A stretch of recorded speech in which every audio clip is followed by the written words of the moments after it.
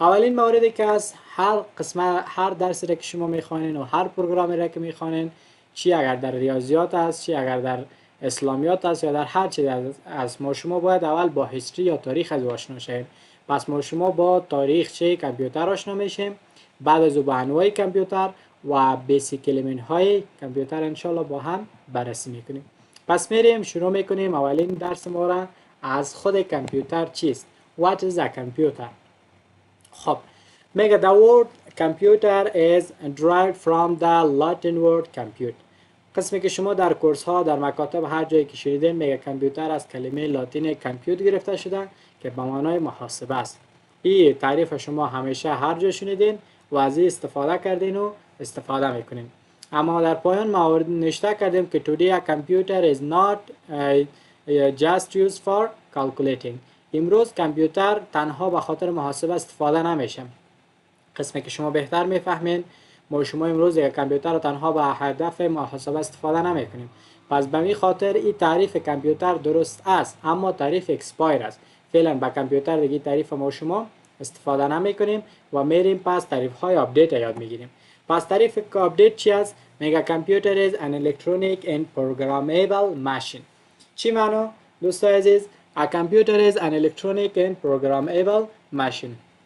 بدین معنا که ما در کامپیوتر خود خب برقی خوشد بیازو برقی است. خیلی پروگرامیبل چی معنا؟ پروگرامیبل بدین معنا که ما شما در کامپیوتر هر گونه سافتوری را که اینستال بکنیم ما میتونیم با مون نوع کامپیوتر استفاده بکنیم. چی معنا؟ اگر شما میخواین که محاسبات انجام بدین شما باید پروگرام اکسل اینستال بکنین. اگر شما میخواید که کارهای دیزاینینگ اجرا بکنین شما باید برین برنامه های دیزاینینگ مثلا فوتوشاپ شد، ایلاستریتور شد، پریمیر رو همچین موارد اینستال بکنین و در این کارها رو انجام بدین.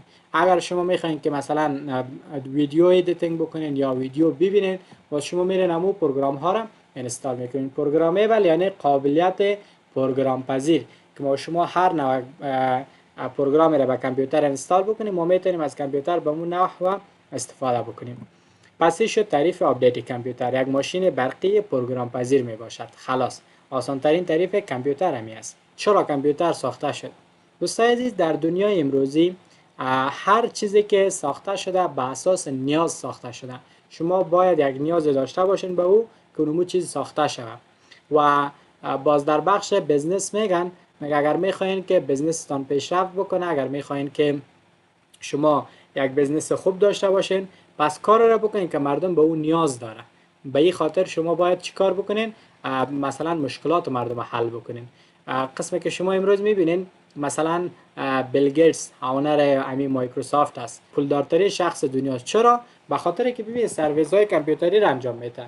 او سرویس‌های کامپیوتری به مردم راحتی آورده، به مردم مشکلاتش حل میکنه. به این خاطر و از نگاه بعد مالی هم به پولدارترین شخص دنیا شده و در کنارش به مردم هم بسیار خدمات خوب را ارائه میکنه. پس کامپیوتر هم به می هدف ساخته شد که مشکلات حل بکنه و بالخصوص مشکلات کالکولیشن یا مشکلات محاسبه‌ای را بر ما شما بهتر انجام بده که اول به این هدف ساخته شد و در شروع به می هدف هم استفاده میشد و مشکلات محاسبه‌ای را حل میکرد. خب در سالهای 1600 مردم چین اولین بار کامپیوتر هم به شکل ابکاس ساختن که پسانتر بر تصویر ابکاس هم به شما نشان میتونم. اما بعد از او با آهسته آهسته یک شخصی بود به نام چارلز بابیج که ما شما میشناسیم که پدر کامپیوتر به او میگیم، در سال 1822 با بار اول یک ماشین را ساخت که اتوماتیک کار میکرد و به خاطر انالایز کردن دیتا ها استفاده میشد. یعنی یک شروع کامپیوتر بود بسیار به شکل ابتداییش. بعد اگر معلومات بیشتر میخواین شما میتونین که خودتان پیدا بکنین، سرچ بکنین و بهتر پیدا بکنین. من زیاد وقت داری ضایع نمیکنم. ابکاس دوستای عزیزی تصویری است که شما از ابکاس میبینید. مردم چینایی ها در سالهای 1600 اولین باری ماشین ساختن و به خاطر محاسبه از استفاده میکردن که امروز ما شما در کودکستان ها یا صنف های ابتدایی مکاتب به نام چوت میشناسیم. اطفال ما شما یک دو سه و مثلا جمع و تفریق کردن همچون موارد یاد میگیرن. پس این اولین ذهنیت بود از طرف مردم چین. بعد از او امی ذهنیت توسعه پیدا کرد و چارلز بابیج بالاخره توانست که اولین کامپیوتر در سال 1822 بسازه. خب بعد از این دوستان عزیز موردی را که ما شما قرار است بررسی بکنیم جنریشن آف کامپیوترز است.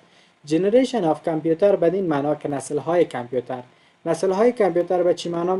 بدین معنا هر چیزی را که امروز شما استفاده میکنین حتما از مجموعه نسل هاست.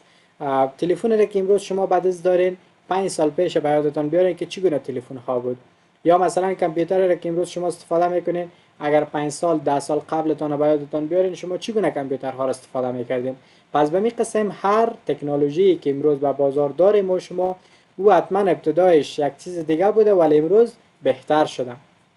از جمله کامپیوتر، شما اولین کامپیوترها را حتما عکسایش دیدین در کتاب‌های مکاتب و همچون موارد شما عکسایش می‌بینید بسیار کلان بود، بسیار مصرف برق زیاد داشت، نفرای مسلکی زیاد نیاز داشت، البته همون نفرای مسلکیش کم بود در دنیا به این قسم موارد.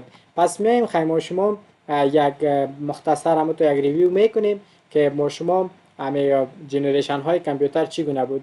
دوستان عزیز در جنریشن اول و جنریشن دوم و سوم کامپیوترها اسکرین نداشتن، فاقد اسکرین بودن. کامپیوترها فقط به اساس کیبورد کار میکردن و تمام کارهایشان کد بیس بود.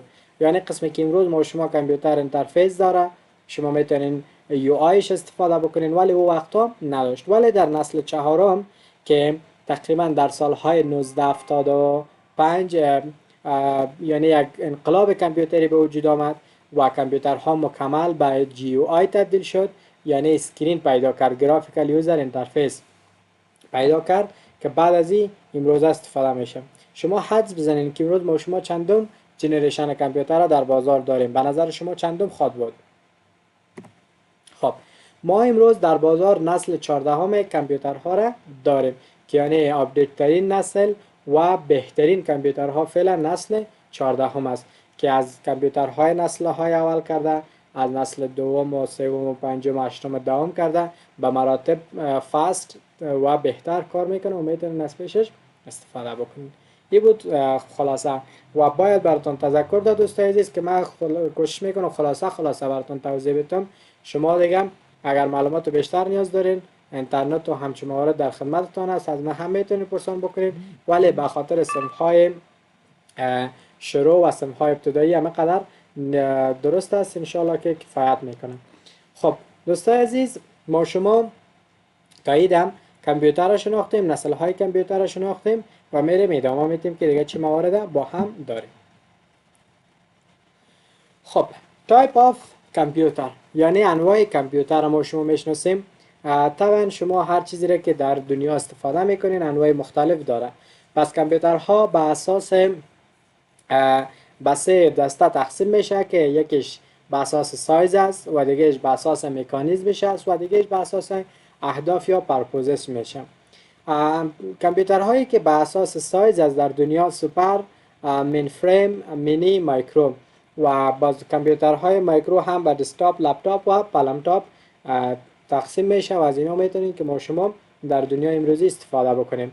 و مکانیزم کامپیوترها به اساس مکانیزمش که از آنالوگ است، دیجیتال و هایبرید است و به این قسم جنرال پرپوز و اسپیشال پرپوز این کامپیوتر است. حالا براتون یک تشریح میکنم و میگم که چی است.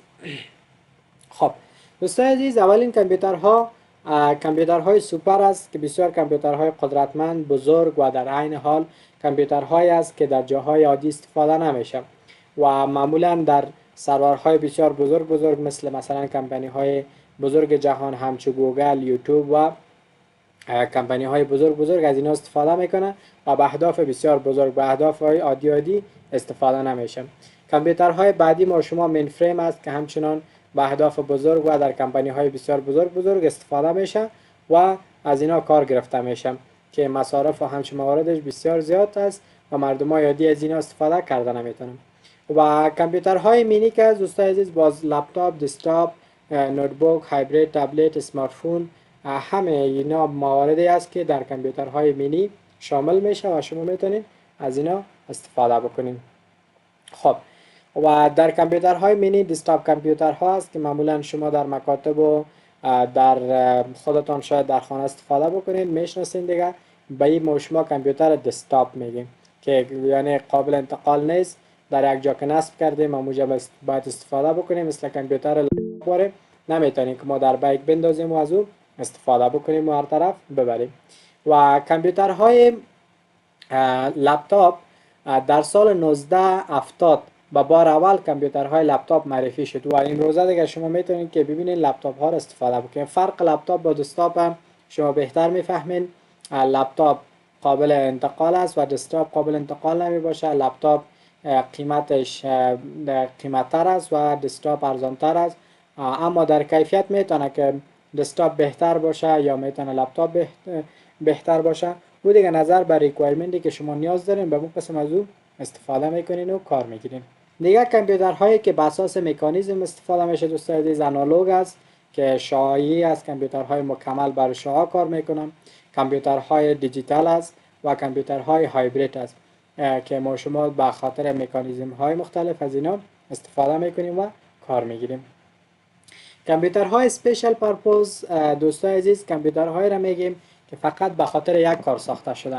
مثلا شما کامپیوترهایی که حتما بعضی اوقات نیاز شده باشه، خداوند مریضی رو دور داشته باشه، رفته باشین به خاطر معاینات تلویزیونی، پس دکتر صاحبی که به خاطر معاینات تلویزیونی از کدوم کامپیوتر استفاده میکنه فقط به خاطر معاینات تلویزیونی ساخته شده.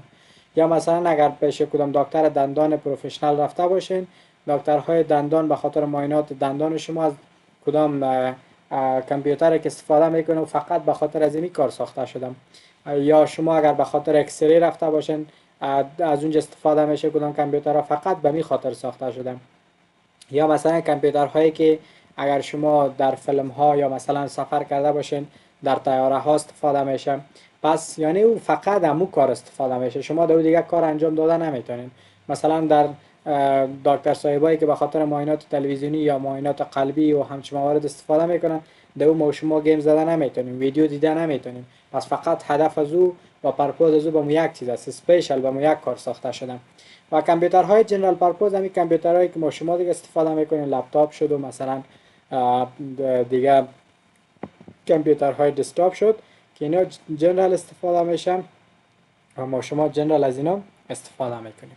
خب با امید که دوستان عزیز تا این قسمت خسته تا نساخته باشم و یک چیزی را توانسته باشم تشریح کرده باشم.